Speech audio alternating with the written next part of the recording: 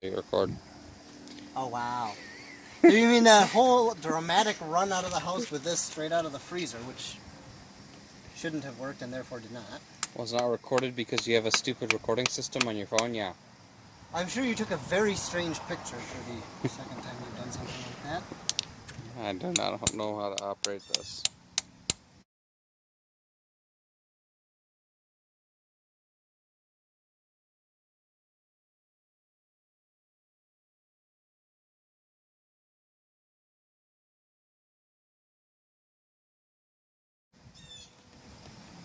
Ta-da, it's in. Not really. Hit it harder. Or superheat it. That will not work.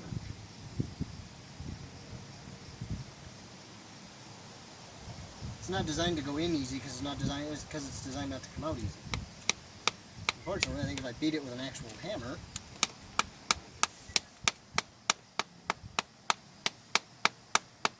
it'll cause me health problems, and I don't have a rubber mallet.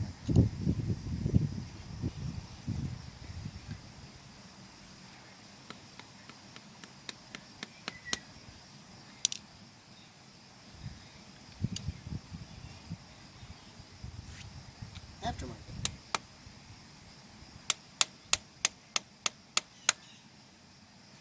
Yeah, that did something. Yeah, just hit it harder. Don't be afraid to mess with your screwdriver.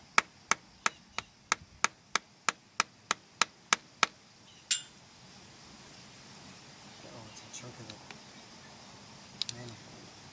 Well, the trick is actually hitting it the right direction because that's bent. Mm-hmm.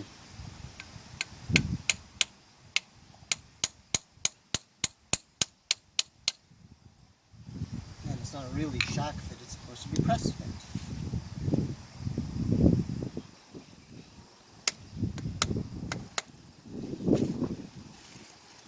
A little ways now.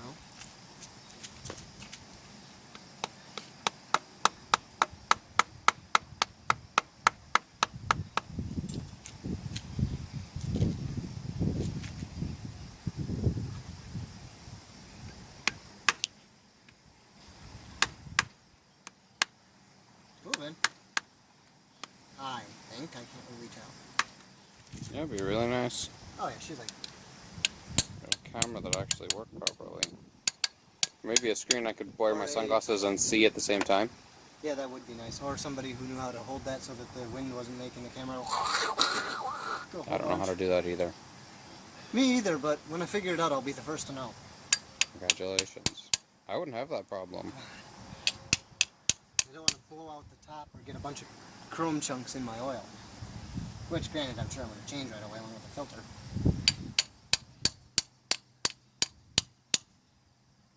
Keep tapping. Starting to roll out. Well, I've only got like a half inch to go.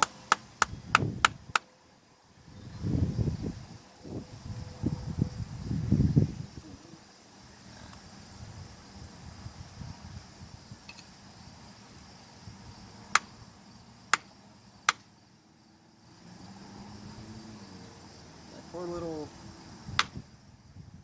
one screwdriver out of like a $7 set from, I don't remember, but it was a very long time ago. I'd say it's the only surviving one, but the fact of the matter is I've actually had them for, I have the rest of them, they're in my toolbox.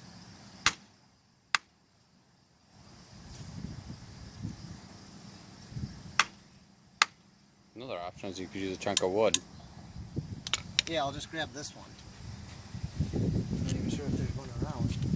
It's over there somewhere. Sure, that looks great on camera. Yeah, I can cut the clip in the middle. Focus. That. What am I looking at? Over here. You can see it. Presses in and it's nearly there. There's like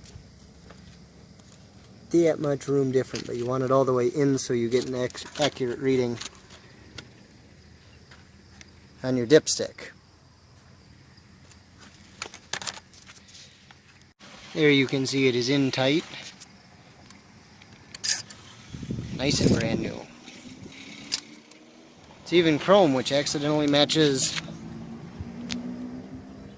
timing marker and the drive belt pulley, which is for a drive belt style, not a serpentine belt style, so had to come off and get changed that, and it came out to like there, so it would make it impossible to get that in there with this cherry picker. Okay, so it took a little wizardry, but the new and older engine is in. Almost all the way. I can't get this clamshell mount to line up for crap. Don't know why. The other one is bolted in and the transmission bell housing is almost all the way bolted up. If I can get her that last little bit, I can install the distributor, which means I gotta crank it by hand to cylinder 1 top dead center, then put the distributor in the way I want it-ish, and then hook the wires up, put the carb on, get it running. Okay, I have the big equipment out of the way, big tools. The starter in, distributor on, a screwdriver through the mount that doesn't quite line up right, so got to get wires on that. A lot of this wiring has to go. Got to get the bolt through there, and I got to get the carb on. Then it should fire, which hopefully will be today. We shall find out.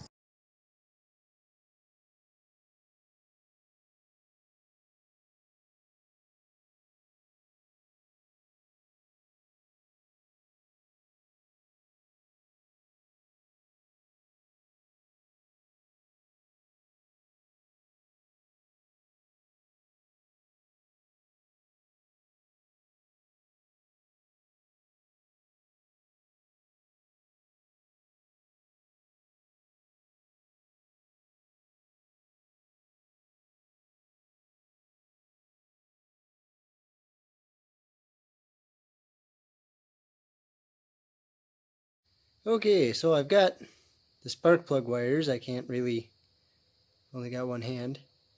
First step in the instructions to put pre-HEI Chevy ends on it. Focus does not like me today. Is to take this and then crimp that like that. Then take your wire. I mentioned this is a pain to do with two hands, much less with only one. Bend it over. I'm not getting the little... There's a little gap that you're supposed to have there, or you stick them into the terminal.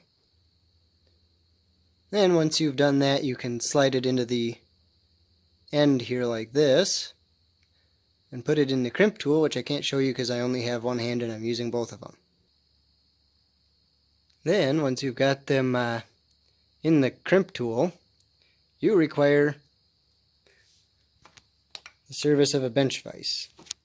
You cannot see what I'm doing here. You get it lined up in the vise right, and you crimp it down nice and easy. Let's see how much I screwed this one up. And ta-da! You're ready to slide the boot on and bend it there. Which would be what I'd be doing, except somebody forgot the dielectric piece. Instead, I'll show you this random box. This is the kit that I happened to purchase. Well, panel illumination doesn't work, so I had to turn the flash on. But I had her all hooked up to the other car with jumper cables and auxiliary grounds and a bunch of other crap, and it would not crank. It'd do that clunk thing they do when the battery's dead or there's a bad connection. Just for gits and shiggles, we'll say. Gave it a try when the other car isn't even on the driveway. Then this happened.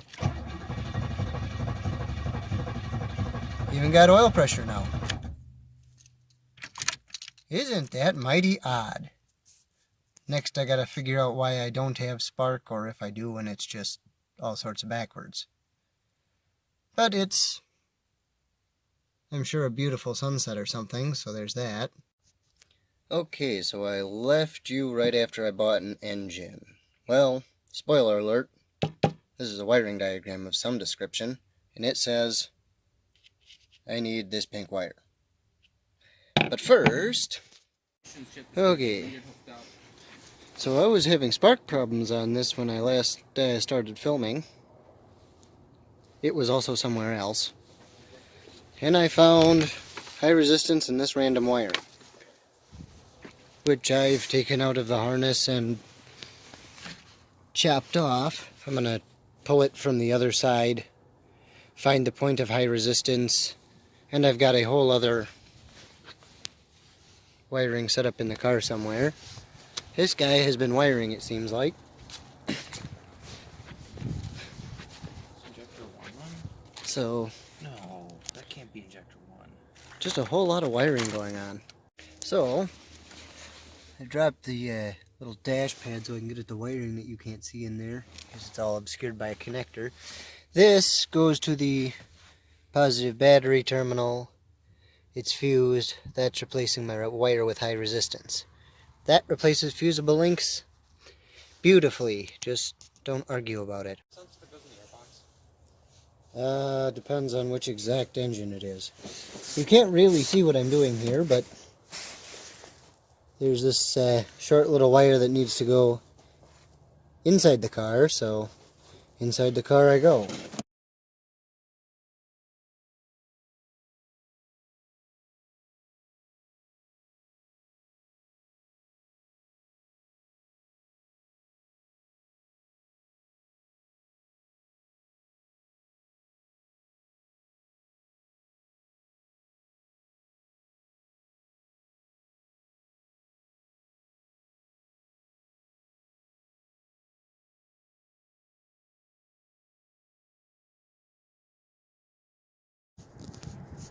So here we go again.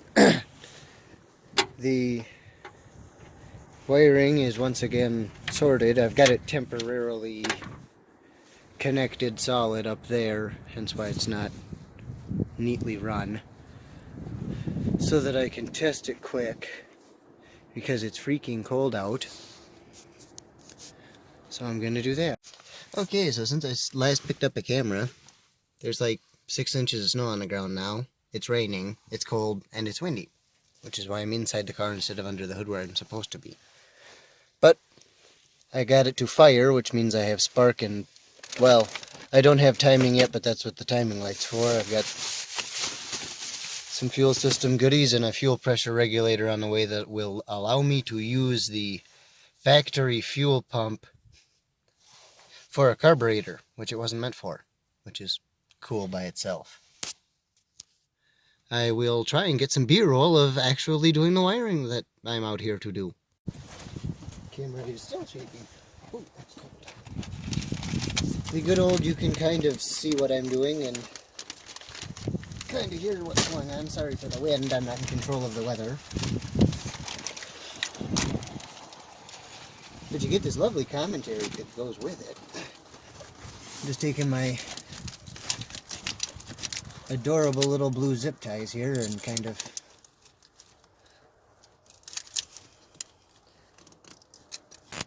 whack it's out of the way for now. Like, all this has to be gone through, all of this goes to stuff. But there's no header down there. I can't see what I'm filming right now either. There's no header down there, so I don't want the wiring loom to get caught in a bunch of exhaust fireballs when I try and make this thing backfire and explode on me. No, wait, maybe I don't want that to happen.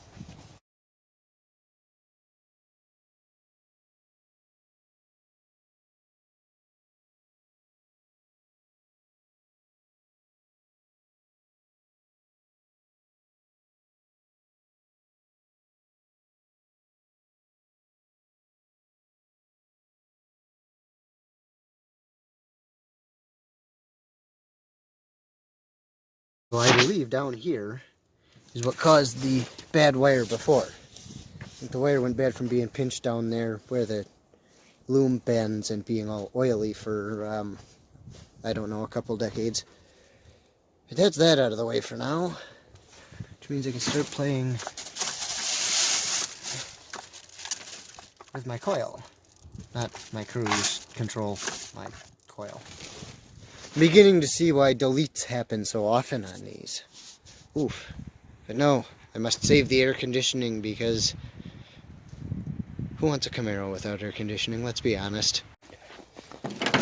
Just redone the timing again, and with an insane amount of luck, this stupid thing will run. Yay, I'm so glad I can see what's happening. Okay, so I spent all day today running around getting parts to put this back together the rest of the way. Which I'm going to do tomorrow and not tonight because it's not 6 o'clock yet, but it's dark and it's cold. But I figured that's a good place to start. Get that old bottle that I was just using as a cover off of it. And try not to shake the camera around too much. Can't always get what you want.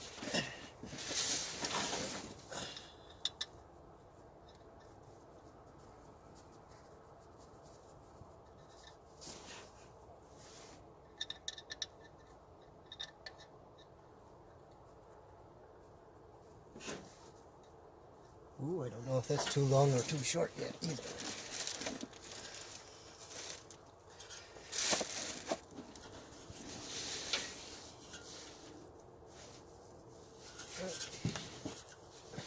The breather, which is currently blocked, is on that side.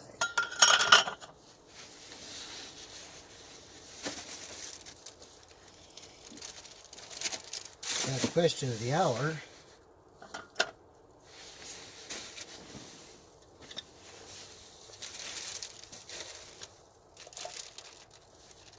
is, will the hood close?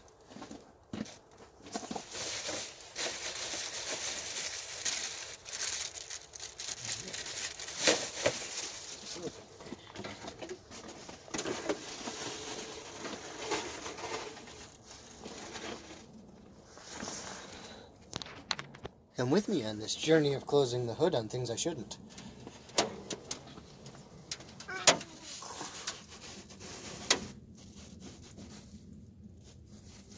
Well,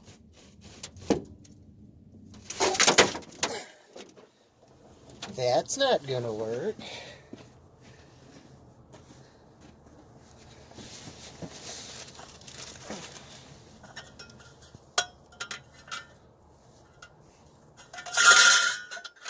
Let's be creative, shall we? And yes, I am in fact aware that that isn't right. I'm just seeing if I have to get a stupid drop element. Which would be kind of a pain in the neck.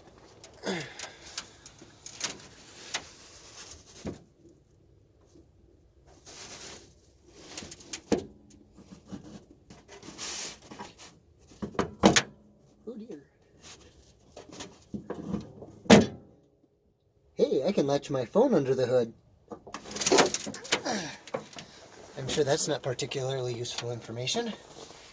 Oh, it's cold and my phone's in the way, so hopefully tonight, as in the night it is right now, I will get this episode uploaded and film more of when I get it running and like doing the water pumping crap.